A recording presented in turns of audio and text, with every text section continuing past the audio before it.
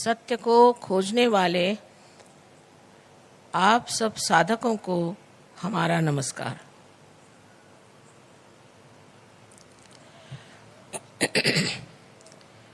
हम जब सत्य की बात कहते हैं तो ये पहले ही जान लेना चाहिए कि सत्य अपनी जगह अटल और अटूट है। उसे हम बदल नहीं सकते, उसे हम अपने दिमाग से परिवर्तित नहीं कर सकते और उसके बारे में हम कल्पना भी नहीं कर सकते। सबसे तो दुख की बात यह है कि इस मानव चेतना में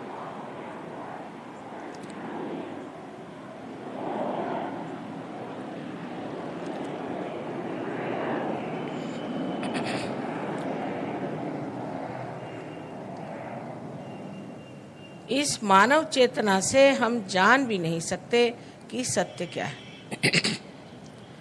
हम लोगों को ये सोचना चाहिए कि परमेश्वर ने ये इतनी सृष्टि सुंदर बनाई, इतने सुंदर पेड़ हैं, फूल हैं, फल हैं, हमारा हृदय स्पंदित होता है। ये सारी जीवित क्रिया कैसे होती है हम कभी विचार भी नहीं करते। ये हमारी आँख है, देखिए कितना सुंदर कैमरा है। हम कभी विचार भी नहीं करते कि ये इतना सुंदर कैमरा, इतना बारीक, इतना नाजुक किसने बनाया और कैसे बनाया। हम तो इसको मान लेते हैं कि बस है, हमारी आँख है, लेकिन ये आपके पास आई कैसे? इसके बनाने वाली कौन सी शक्ति है? यही शक्ति है जिसे कि पातंजल योग में ऋतंभरा प्रज्ञा कहा गया है और उसे परम चैतन्य, ब्रह्म चैतन्य, रूह और all pervading power of God's love कहते हैं। ये सब उसी एक शक्ति के नाम, वही जीवंत शक्ति सब कार्य करती है। उसी ने हमें अमीबा से इंसान बना दिया। लेकिन अब हमें ये जानना चाहिए कि अगर इंसान बनाना ही आखिरी कार्य था तो इंसान तो परिपूर्ण नहीं है, संपूर्ण नहीं है, उसमें बहुत खोट है, अभी बहुत कमियां हैं, बहुत समझ में कमी है, ज्ञान में भी कमी है, एक दूसरे को पहचानने की भी हमारे अंदर कोई शक्ति नहीं। इसी से हम लड़ झगड़ते रहते हैं। सारी संसार की अशांति इसीलिए है कि मनुष्य सत्य को नहीं जानता, क्योंकि सत्य एकमेव है, एब्सोल्यूट है। एक बार सत्य को जानने के बाद सब लोग एक ही जैसी भाषा बोलने लग जाते। देखिए, संतों में कभी झगड़ा नहीं होता था। नामदेव का आपने नाम सुना होगा। वो एक दर्जी थे और वो एक दिन गोरा कुम्हार को मिलने गए। वो एक कुम्हार था और अपने पैर से वो मिट्टी रौंद रहा था। उसको देखते ही नामदेव ने कहा, मराठी में कहा है कि निर्गुणाचा भेटी आलो सगुणाशी। मैं तो निर्गुण की भेंट करने आया था, तो वो तो तुम्हारे अंदर सगुण है। ऐसी भाषा सिर्फ संत ही संतों से कर सकते। इंसान तो आपस में लड़ते ही रहते, एक दूसरों का बुराई सोचते रहते, एक दूसरों को दुखी देते रहते, और अगर कोई अच्छा इंसान हो तो उसको सता सता के मार डालते। सो ये जो हमारे अंदर एक बड़ी भारी न्यूनता है, खोट है, वो क्यों है? अगर परमात्मा एक है और उन्होंने सबको इंसान बनाया है तो ये बात क्यों है? इसका कारण है परमात्मा ने हमें पूरी स्वतंत्रता दे दी कि तुम्हें जो करना है करो, चाहे तुम बुरे कर्म करो और चाहे अच्छे कर्म करो। उसके फल भोगो और उससे तुम समझ जाओगे कि अच्छा क्या है और बुरा क्या है। कोई आदमी कहेगा कि इसमें क्या बुरा है कि आप किसी का खून करो, फिर आप जेल में जाओ। कोई कहेगा शराब के पीने में क्या बुराई है, फिर आप बीमार हो जाओ। कोई सा भी गलत काम करने से उसका परिणाम यहीं पे भोगना पड़ जाता है, और अगर यहाँ नहीं भोगना पड़ा तो रात्रि में निद्रा भी नहीं आती। मनुष्य मचलता ही रहेगा जब वो गलत काम करेगा। किसी को दुष्ट वचन कहने से ही मनुष्य का जी अंदर से खराब जाता है कि मैंने क्यों कहा। इसका मतलब है कि परमात्मा ने उसके अंदर सत विवेक बुद्धि दे दी है कि वो समझ ले कि बुरा काम है, तो भी वो बुरा काम करता है। बहुत से लोग ऐसे हैं, कहते माँ हम छोड़ना चाहते हैं ड्रग्स, लेकिन हमसे छूटता नहीं, क्योंकि वो समर्थ नहीं है, उनमें वो शक्ति नहीं है कि जो बुरी चीज़ है उसे हम छोड़ दें। ये जो हमारे अंदर एक दोष है कि हमारे अंदर शक्ति ही नहीं है कि जो हम चाहते हैं, जिसे हम आदर्श समझते हैं, वो हम कर नहीं पाते। उसका कारण ये है कि अभी हमें थोड़ा सा और परिवर्तित होकर के आत्मा स्वरूप होना चाहिए, क्योंकि आत्मा जो है वही शुद्ध है। आत्मा जो है वही सर्वव्यापी है, और आत्मा जो है वही सारा ज्ञान का सागर है।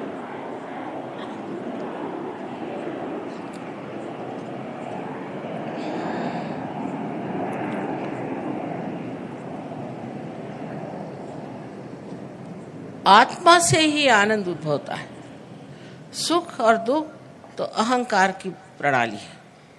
आज सुख हुआ तो कल दुख, कल दुख हुआ तो आज सुख।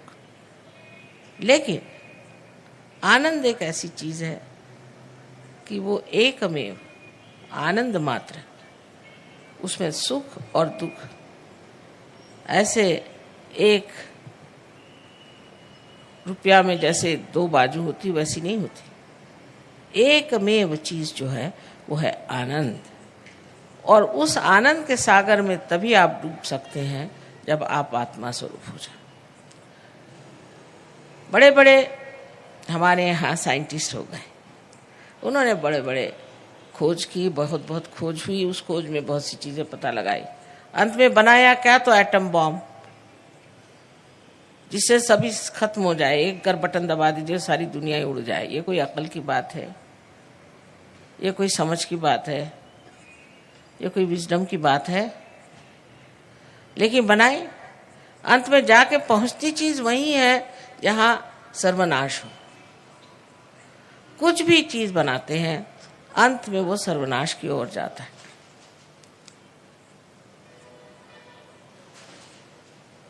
लेकिन जब आप आत्मा स्वरूप हो जाते हैं तो आप में सामूहिकता आ जाती है।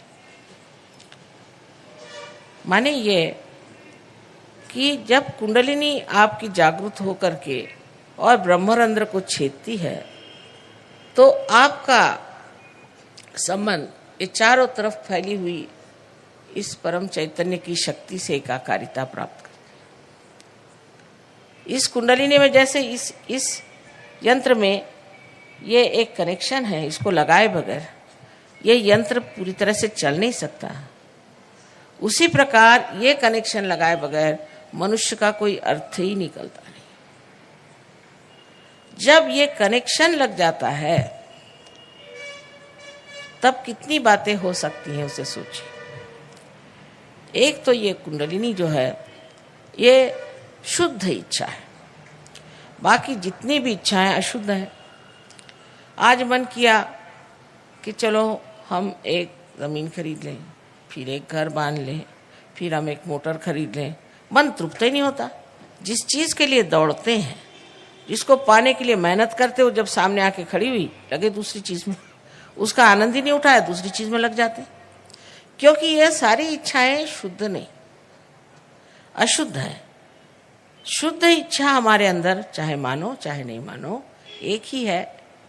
इसके बारे में आप जानिए चाहे नहीं जानिए, उसके लिए आप सतर्क हो या न हो, एक ही इच्छा आपके अंदर है कि हमारी एकाकारिता इस शक्ति के साथ हो जाए। और ये शक्ति परमात्मा के प्रेम की शक्ति। सो ये सोचती भी है,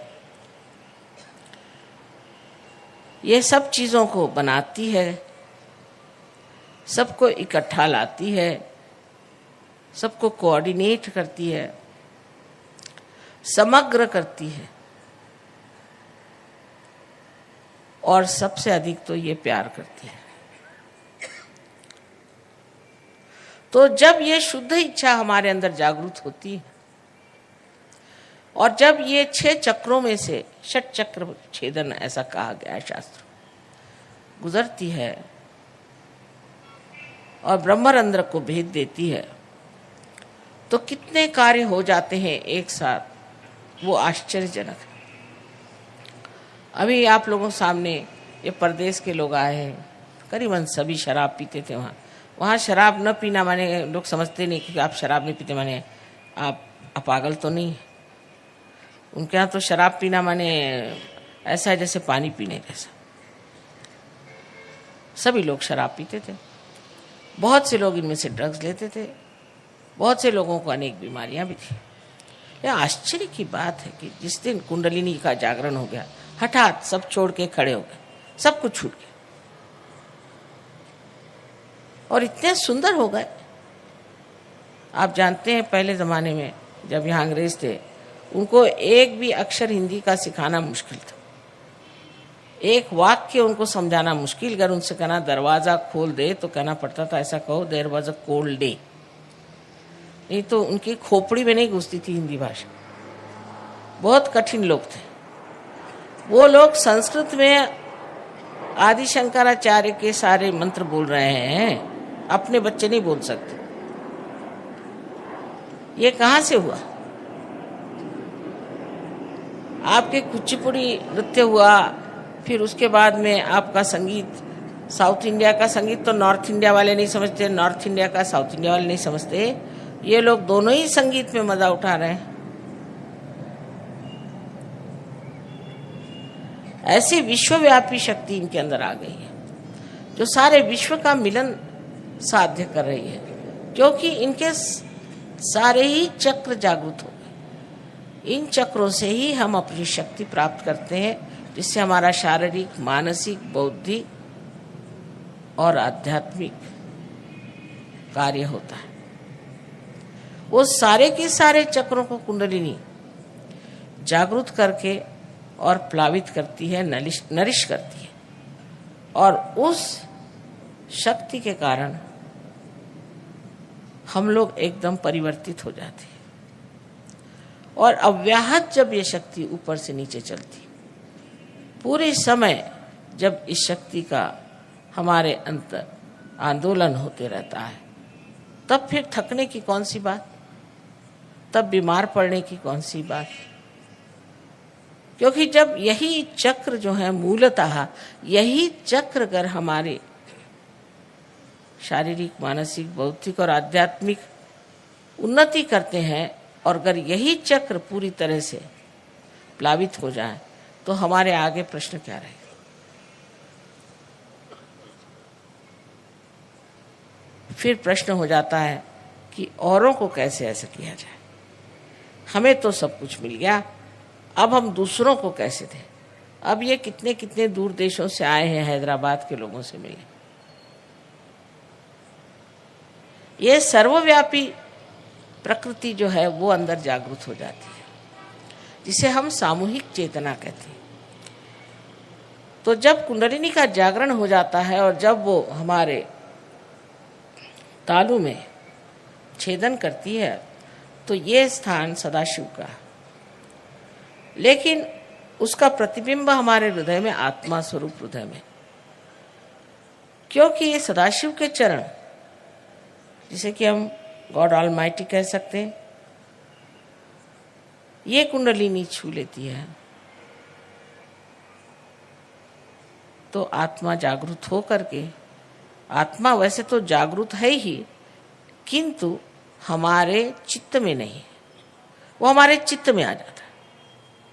चित्त प्रकाशित हो जाने से अंधेरे में मनुष्य कैसे भी चलता है, कैसे भी रहता है, उस प्रकाश में वो समर्थ हो जाता है और उस प्रकाश में सब चीजें अपने आप छूट जाती।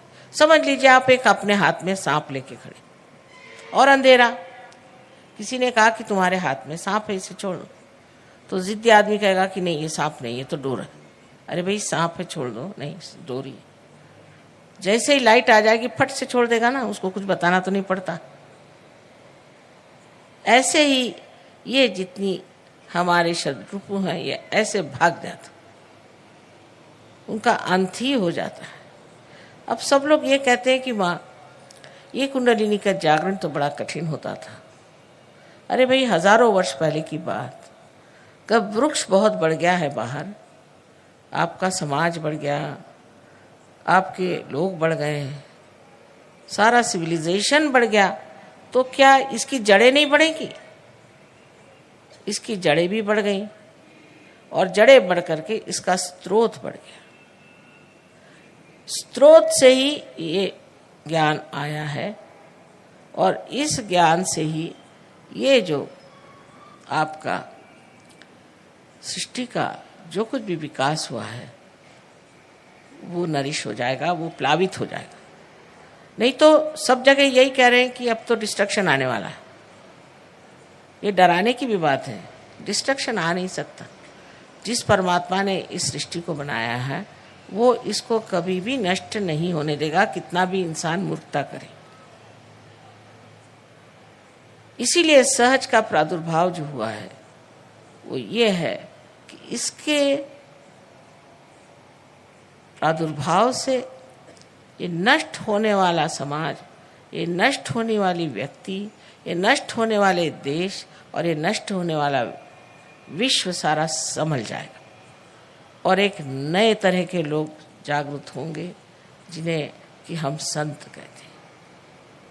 पर संत का मतलब ये नहीं कि आप घर द्वार छोड़ के भाग जाओ, अपनी जिम्मेदारियां छोड़ के भाग जाओ, अपने बाल बच्चों को छोड़ के भाग जाओ। कुछ भागने की जरूरत नहीं, आप अपने ही अंदर संत हो जाते हैं।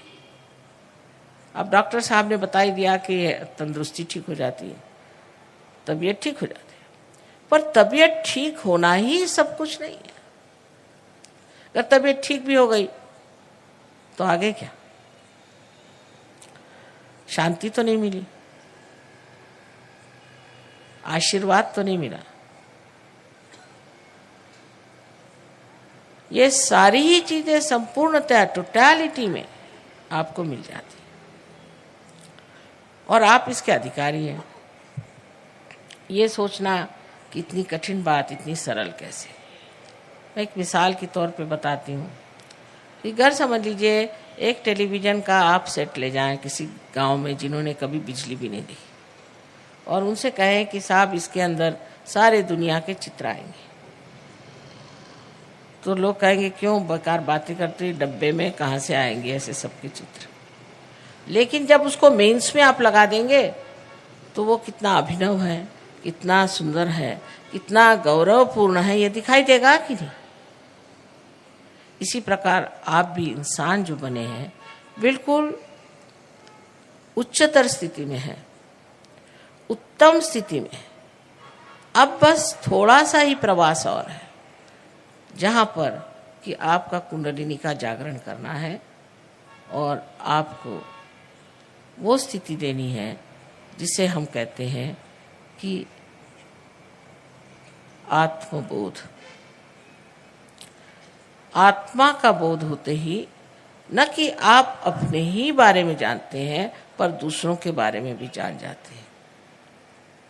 सबसे पहले आपके अंदर ऐसा लगेगा जैसे ठंडी ठंडी हवा आ रही हाथ में, और सर में से भी लगेगा ठंडी हवा आ रही, तालू में से।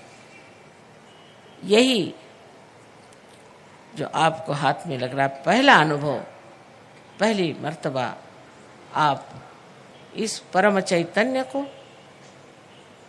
जान रहे हैं, महसूस कर रहे हैं, उसका आपको ज्ञान हो रहा है। इससे पहले आपने इसे जाना नहीं था।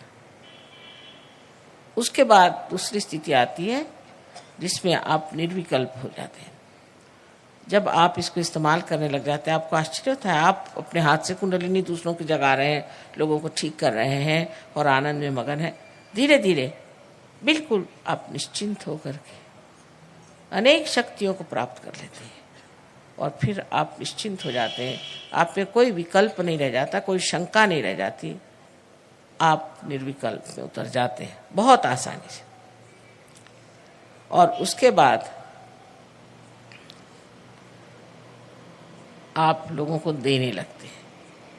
पहले जब तक दीप में प्रकाश नहीं होता उसे जलाया जाता है, और जब दीप में प्रकाश आ जाता है तो फिर वो सबको प्रकाश देता है। एक दीप से अनेक दीप जल सकते हैं। इसी प्रकार सहयोग बहुत जोरों में फैल रहा है। पता नहीं इन लोगों ने बताया कि नहीं कि रशिया जैसी जगह जहाँ उन्होंने परमात्मा का नाम भी नहीं सुना हुआ, वहाँ पर एक एक प्रोग्राम में 16-16 हज़ार लोग आते हैं और एक एक गांव में कहीं कहीं 22,000 लोग सहयोगी हैं पक्के पहुँचे।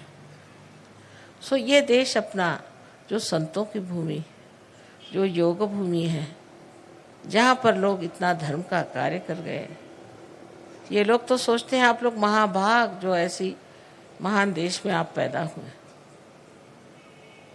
लेकिन हम जानते नहीं कि हमारे क्या भाग्य हैं। एक दिन ऐसा आएगा कि इस आध्यात्मिक शक्ति के बल पर सारा संसार आपके चरणों में आ सकता है, लेकिन पहले अपनी शक्ति को समझिए। जब तक आपने शक्ति को समझा नहीं, तब तक आपकी कोई विशेषता नहीं। बेकार चीज़ों में उन लोगों से आपको कुछ भी कंपटीशन करने की ज़रूरत नहीं, कोई सी भी प्रतियोगिता की ज़रूरत नहीं है। सिर्फ आप अपनी आध्यात्मिक शक्ति बढ़ाइए, सारा संसार भारतवर्ष को जानेगा कि बहुत ऊंचा आध्यात्मिक स्तर का एक देश है और सारा संसार यहाँ आपके पास आएगा। आज ही आए हुए इतने लोग, इनको क्या ज़रूरत थी अपने अच्छे अच्छे घर छोड़ करके यहाँ अपने देश में घूम रहे हैं और इनको कुछ महसूस भी नहीं होता। मैंने कहा आपको कोई यहाँ तकलीफ़ तो नहीं होती? नहीं नहीं माँ, यहाँ तो आत्मा में बड़ा ही आराम है। इतना आत्मा का आराम तो हमको अपने देश में नहीं मिलता। यहाँ लोग कितने अच्छे हैं और ये जाना ही नहीं चाहते। अपने देश की महत्ता हमने कभी किसी को बताई नहीं और जतलाया नहीं कि हम लोग क्या हैं। मुझे पूर्ण विश्वास है कि हैदराबाद में, जहाँ पर कि अनेक लोगों का संगम हुआ है, काफ़ी अलग अलग तरह के लोग यहाँ पर हैं और इस सब एक मिला जुला यहाँ का समाज है। इस समाज में दिमाग भी लोगों के खुल जाते हैं। तो आशा है कि यहाँ पर बहुत ज़ोरों में सहयोग प्रस्थापित होगा और एक दिन इस हैदराबाद से ही काफ़ी लोग बाहर जा कर के और सहयोग का प्रचार करेंगे। आप सबको अनंत आशीर्वाद।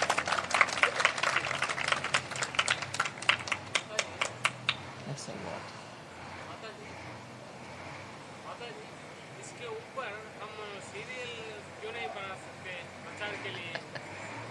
अरे बेटा, एक बात सुन, सब बनेगा, धीरे धीरे सब बनता है। सीरियल भी बना लेना सबको। अच्छा, वो भी बना लेना तू।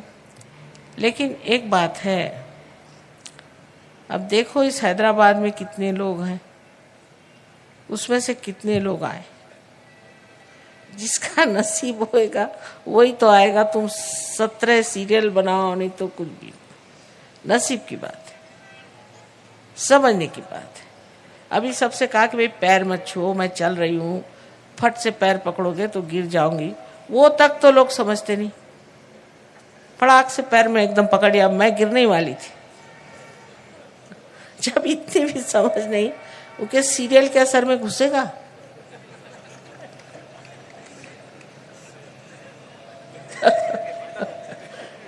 ये मैं ये कह रही हूँ, अब धीरे धीरे जब आप थोड़े जहाँ लोग जागरूक हो जाए तब आप सीरियल बनाओ तो उसका मज़ा उठा लेंगे लोग, मज़ा उठा लेंगे। लेकिन नहीं तो क्रिटिसिज्म पहले शुरू।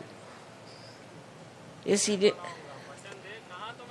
अच्छा खुश रहो, जीते रहो, तुमको अनंत आशीर्वाद है। पानी पर टेलीविजन वाले दिखाए तब। अच्छा देखो,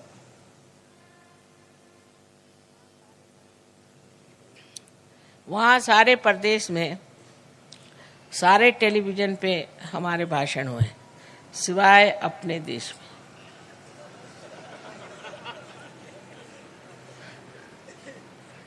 अब मेरी समझ में नहीं आता कि क्या करें। सारी दुनिया में हुए, ऐसा कोई देश नहीं जहाँ हम गए और उन लोगों ने हमें टेलीविज़न पे बड़े अदब से बुलाया। इंग्लैंड में था, लेकिन अपने देश में नहीं।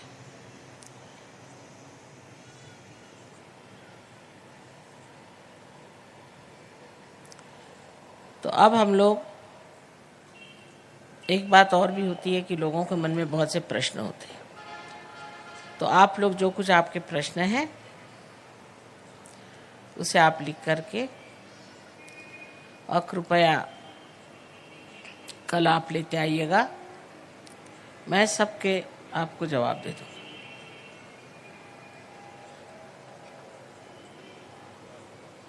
यहाँ रख दीजिए, कल जवाब दे देंगे। कल दीजिएगा, जाने से पहले लिख के रख जाइए, अभी नहीं।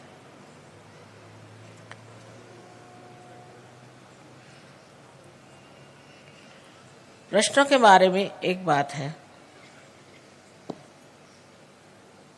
कि जो प्रश्न पर्सनल है उनकी बात छोड़िए, पर जो और प्रश्न है कि मैंने ये किताब पढ़ी थी उसमें से था, वो गुरु ने ऐसा कहा और फलाने में ऐसा लिखा है और ठिकाने में, क्या भाई लिख के चले गए, वो अब नहीं है। अब मैं बैठी हूँ, मुझसे पूछो। जब जिंदा होता है कोई तो उसको कोई नहीं पूछेगा। बाद में उसके मंदिर बनाएंगे, फलाना बनाएंगे, क्योंकि वो अब जिंदा नहीं है ना।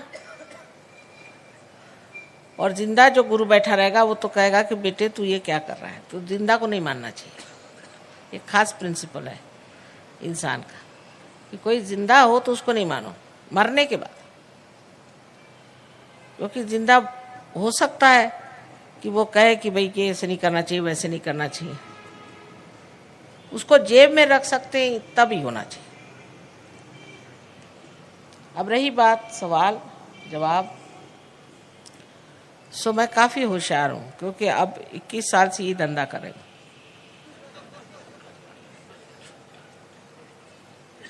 और सारे देशों में ये सवाल पूछने की बीमारी। सो काफ़ी होशियार हूँ मैं। लेकिन मैंने अगर आपका जवाब दे भी दिया तो भी ये न जानिए कि आप पार हो ही जाएंगे, गारंटी होगी। ये एक जीवंत क्रिया है। इससे आप समझिए कि एक छोटा सा बीज है, उसको आपने ज़मीन में छोड़ दिया तो ये पृथ्वी ने उसको जन्म दे दिया। अब उसके लिए आप कुछ सवाल पूछो, मंत्र पढ़ो, कुछ करो, कुछ नहीं होता। वो स्पॉन्टेनियस माने सहज होता। और वही बात है सहज। सह माने आपके साथ और ज माने पैदा हुआ। ऐसा ये योग का साधन आप हरेक का जन्म सिद्ध अधिकार है। इसे आप सब प्राप्त करें। और ये कभी मत सोचे कि मुझसे नहीं होगा और मैं कैसे हो सकता हूं।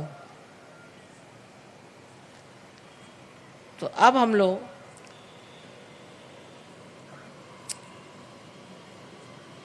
आत्म साक्षात्कार को प्राप्त करें। इसी क्षण। लेकिन शुद्ध इच्छा होनी चाहिए। जिनको शुद्ध इच्छा नहीं है उन पर जबरदस्ती नहीं हो सकती, और जिनको आत्म साक्षात्कार नहीं चाहिए हो वो कृपया चले जाएं तो अच्छा है, दूसरों को देखना ठीक बात नहीं। शिष्टता के नाते वो चले जाएं। लेकिन जिनको आत्म साक्षात्कार चाहिए वो बैठे, कोई तकलीफ नहीं होती, कोई परेशानी नहीं होती, कोई भय शंका न रखे। अब इसके लिए आपके ऊपर 3 कंडीशंस हैं। पहला तो ये कि आपको पूरा आत्मविश्वास होना चाहिए कि आपको आत्म साक्षात्कार मिल ही जाएगा।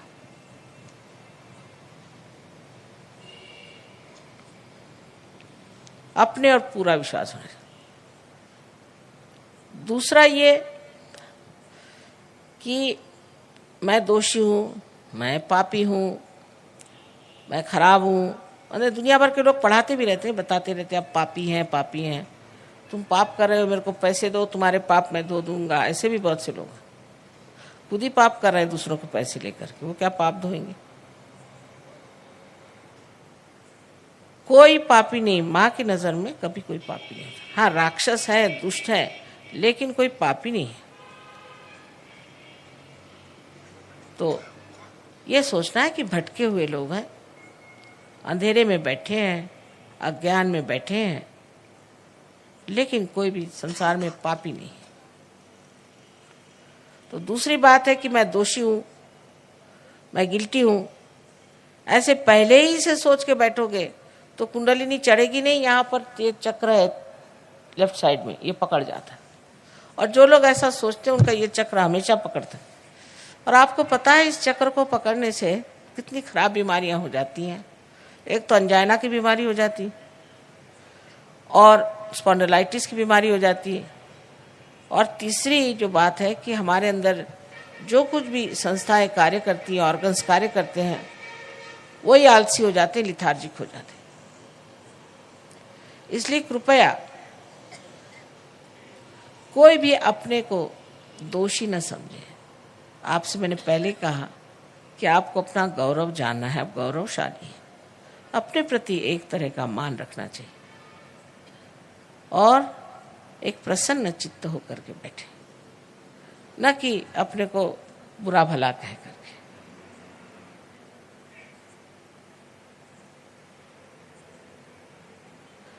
तीसरी जो शर्त है वो ये कि आप सबको एक साथ माफ कर दें। अब सब लोग कहेंगे कि सबको माफ करना बहुत कठिन, ये तो बहुत ही कठिन है। बहुत से लोग कहते हैं, खासकर विलायत में लोग कहते हैं कि माफ करना कठिन। अब भाई जरा सोचिए, आप माफ करते या नहीं करते, करते क्या हो? कुछ भी नहीं करते। जरा विचार करें। सिर्फ दिमागी जमा खर्च है कि हम माफ नहीं कर सकते, लेकिन उसका परिणाम क्या कि हम गलत लोगों के हाथों में खेल रहे हैं। जिन्होंने हमें सताया, हमें छला, वो तो आराम से कूद रहे हैं, और हम अपने को छल रहे हैं कि हम उनको माफ नहीं कर सकते। रात दिन उनको याद कर करके दुख पा रहे हैं। एक साथ सबको माफ करो। ऐसे लोगों को याद भी करने की जरूरत नहीं है, सबको एक साथ आप माफ कर दीजिए, एक साथ। देखिए कितना हल्कापन आ जाएगा सर में। ये तीसरी शर्त।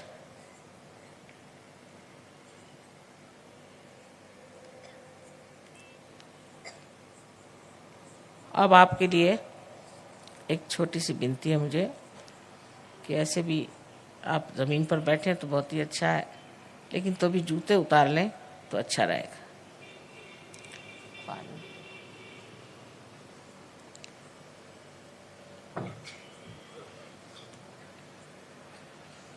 उन्होंने कहा था अंग्रेजी में भी बात करिए, अब अंग्रेजी बोल बोल के मैं थक गई, तो मैंने कहा आज हिंदी में बात करूंगी, आप लोग हिंदी तो समझते हैं।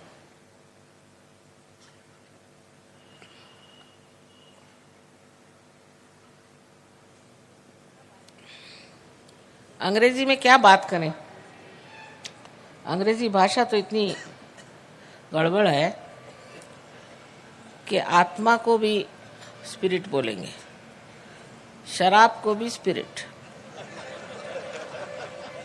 और भूत को भी स्पिरिट। अध्यात्म में कैसे अंग्रेजी बोली जाए, मैं कोशिश करती हूँ, पर पहले ही बता देती हूँ इन लोगों से, भैया तुम्हारी भाषा गड़बड़ है।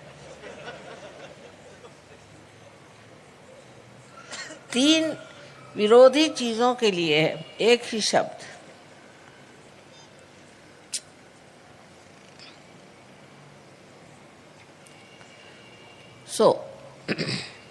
अब आपको जूते उते उतार लें आराम से। जो लोग कुर्सियों पे बैठे हैं वो भी जूते उतार के दोनों पैर अलग कर रहे हैं। जो जमीन पर बैठे हैं वो सबसे ठीक है।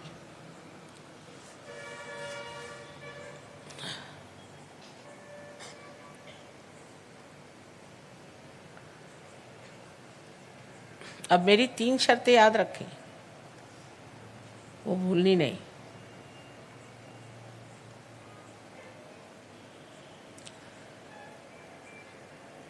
अब सबसे पहले आपको हम दिखाएंगे कि किस तरह से आप अपनी ही कुंडलिनी आज जागरूक करेंगे, किस तरह से। Can you come up some? आज we speaking Hindi, so let us have some Hindi speaking. आज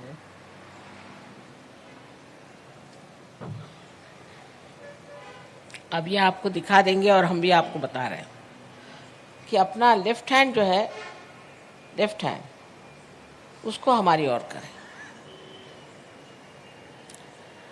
अब लेफ्ट हैंड में, लेफ्ट साइड में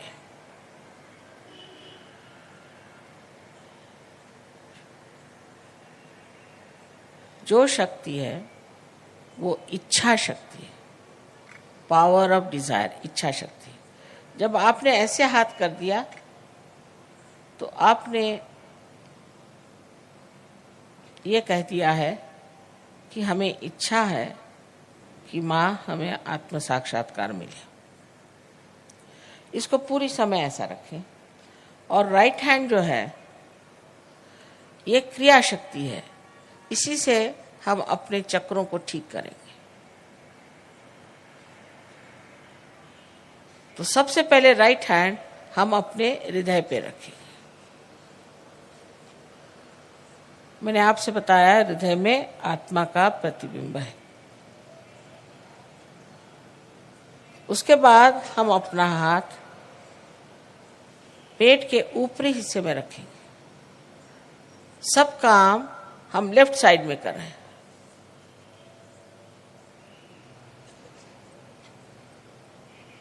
ये हमारे गुरु का स्थान है। माने बड़े बड़े जो सद्गुरु हो गए उन्होंने हमारे लिए ये चक्र बनाया हुआ है, और इसकी जागृति से आप अपने गुरु हो जाते हैं। फिर अपना हाथ पेट के निचले हिस्से में रखें, लेफ्ट हैंड साइड में।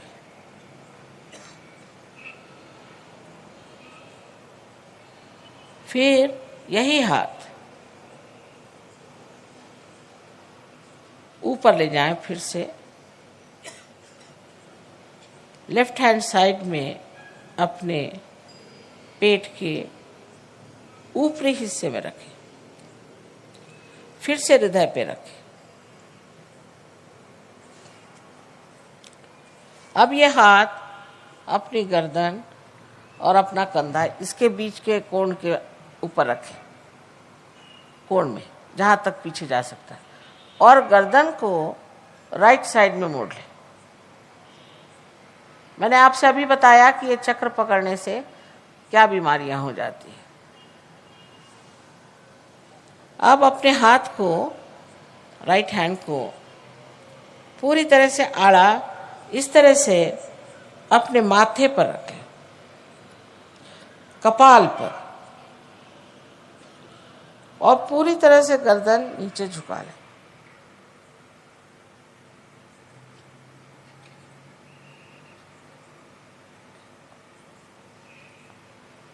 ये चक्र हमें सबको एक साथ माफ करने के लिए है। अब अपना राइट हैंड सर के पीछे के हिस्से में डालें और सर को पीछे की ओर मोड़ दें जहां तक मोड़ सकते हैं।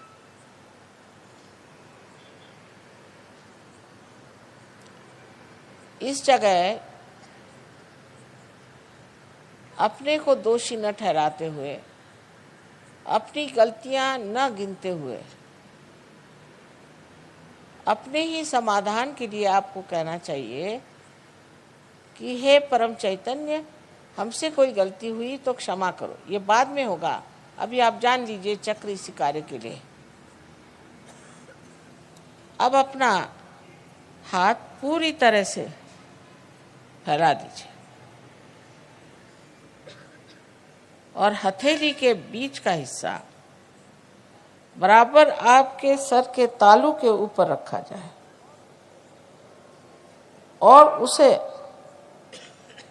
पूरी तरह से दबाने के लिए उंगलियां बाहर की ओर खींच लें, बहुत जरूरी है। तालू पर रखा जाए और उंगलियां बाहर की ओर पूरी तरह खींच लें और सर को पूरी तरह से नीचे झुका लें। अब आप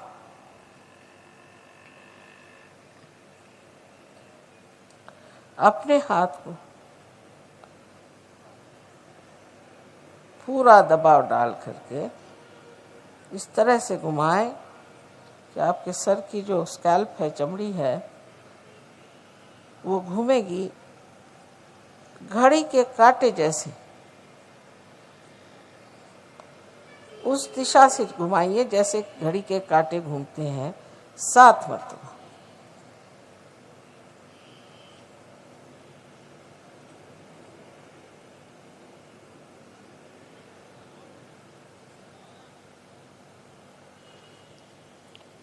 हो गया।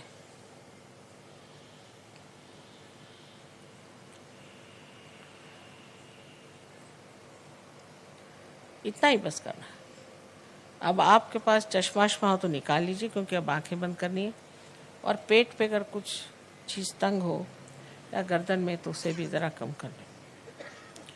और सब लोग इसे करें पूरी तरह से।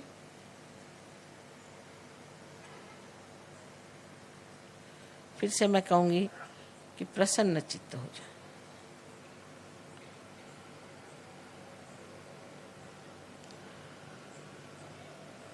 अब आप आंखें बंद कर लें, कोई भी आंख न खोलें, आंख बंद कर लें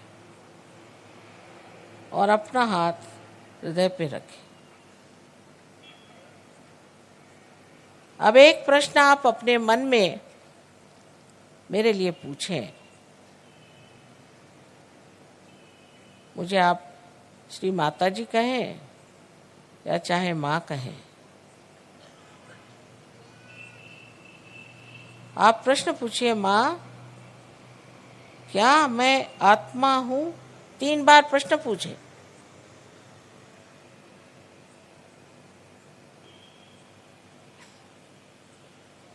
ये बड़ा मूलभूत प्रश्न है।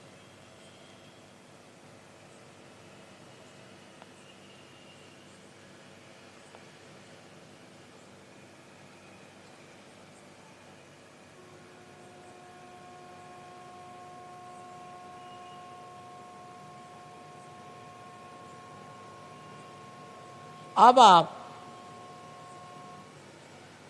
ये जान लीजिए कि अगर आप आत्मा हो गए तो आप अपने गुरु भी हो जाते हैं, क्योंकि आत्मा के प्रकाश में आप अपने ही गुरु हो जाते हैं।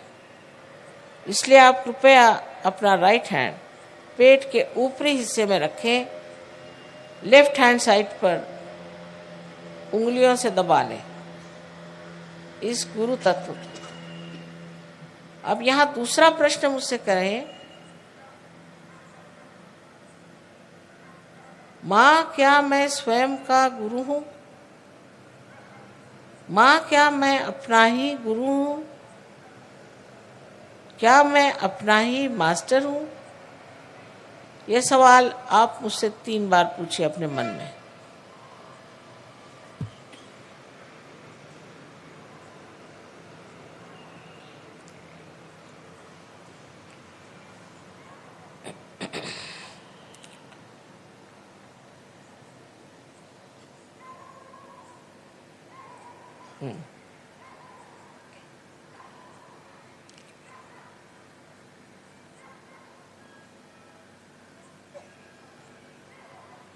अब आप अपना राइट हैंड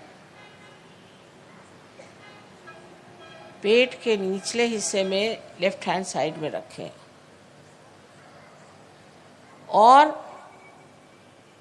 ये जान लीजिए कि मैं आपकी स्वतंत्रता का पूर्ण आदर करती हूँ और आप पे मैं जबरदस्ती शुद्ध विद्या लाद नहीं सकती।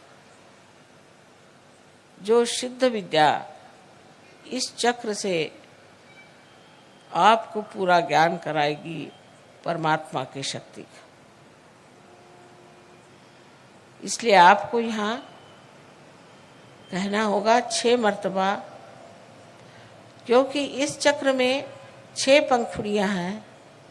अपने हृदय में आपको मांगना होगा, श्री माता जी मुझे आप शुद्ध विद्या दीजिए।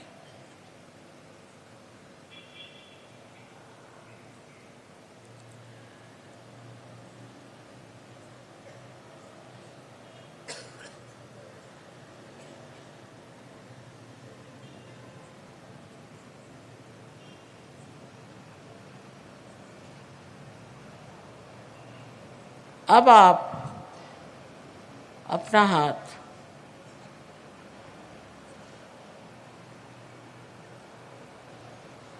जरा जोर से दबाइए।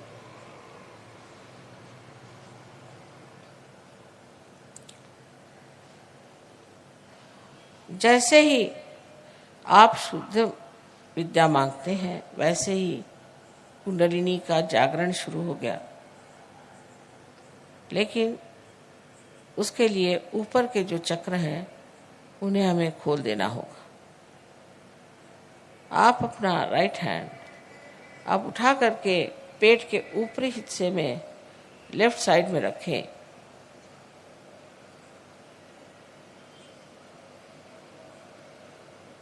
और पूर्ण आत्मविश्वास के साथ, आत्मविश्वास से ही चक्र खुलेंगे। पूर्ण आत्मविश्वास के साथ आप कहें, श्री माता जी मैं स्वयं का गुरु हूं। पूर्ण आत्मविश्वास के साथ कहिए।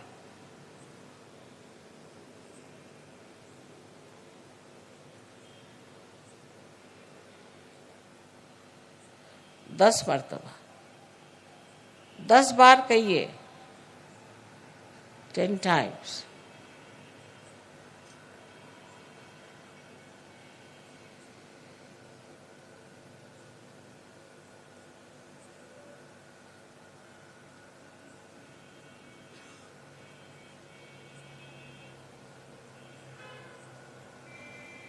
आपसे मैंने पहले ही बताया कि आप आत्मा हैं।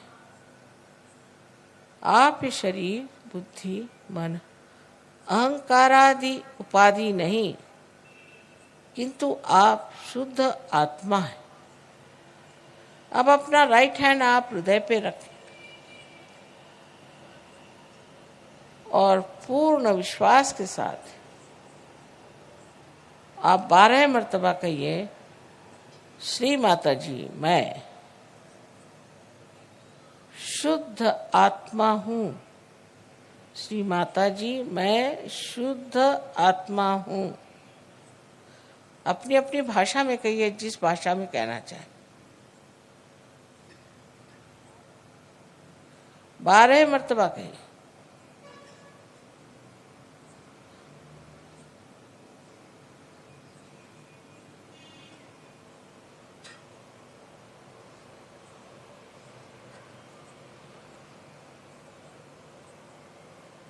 अब एक बात फिर से कहूंगी कि आप दोषी नहीं हैं, आप पापी नहीं हैं। आप अपने को न्यूनता में न उतारें। आप मानव हैं और गौरवशाली हैं।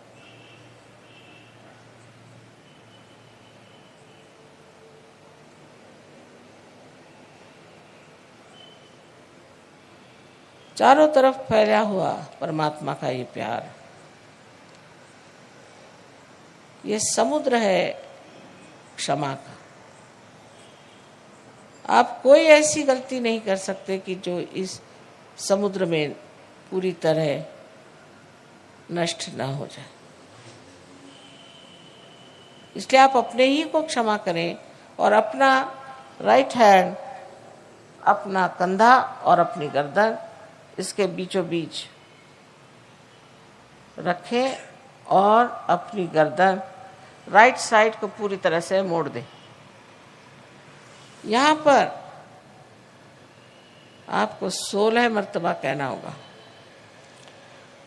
श्री माता जी मैं बिल्कुल दोषी नहीं हूँ, मैं निर्दोष हूँ। 16 मर्तबा कहिए, पूर्ण विश्वास के साथ कहिए, मैं कहती हूँ कि आप निर्दोष हैं।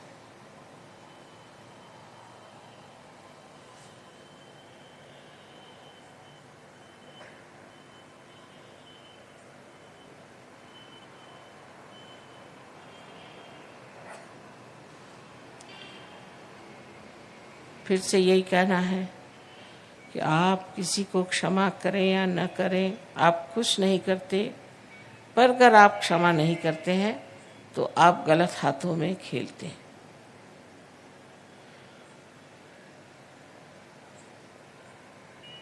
इसलिए आप सबको एक साथ क्षमा करें। अपना हाथ राइट हैंड अपने माथे पर, अपने कपाल पर आड़ा रखें, दबाएं दोनों साइड में, नीचे गर्दन झुका लें और यहाँ पर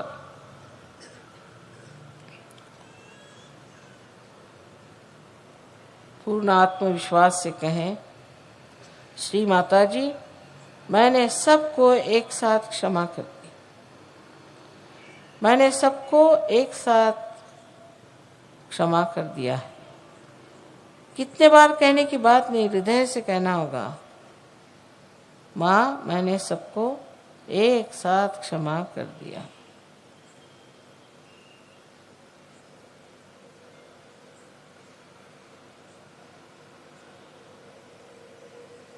अब राइट हैंड को पीछे ले और अपने सर पीछे की ओर झुका ले।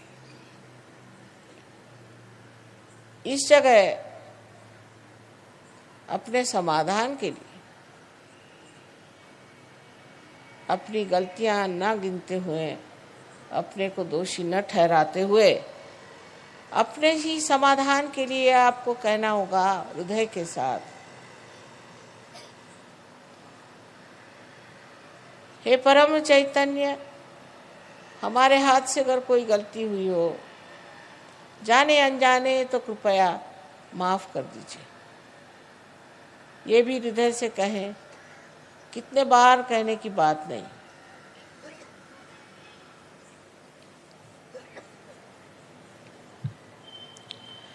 अब आखिरी चक्र बहुत महत्वपूर्ण है। लेफ्ट हैंड हमारे और रखें, दोनों पैर अलग रखें, जो नीचे बैठे हैं वो आराम से बैठे रहें। लेकिन अब अपने हाथ को पसार लें, हथेली को पूरी तरह से खींच लें और उसके बीचों बीच